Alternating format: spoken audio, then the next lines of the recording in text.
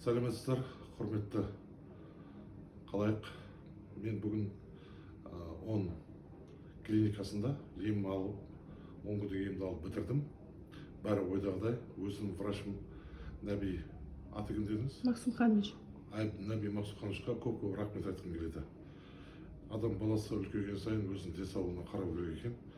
Соны ұғындық, түсіндік. Сондықтан да менің айтарым 10 клиникаға келіп, емдеріңізді алып, жігіттік қуаттарыңызды арттыруға толық мүмкіндік береді екен.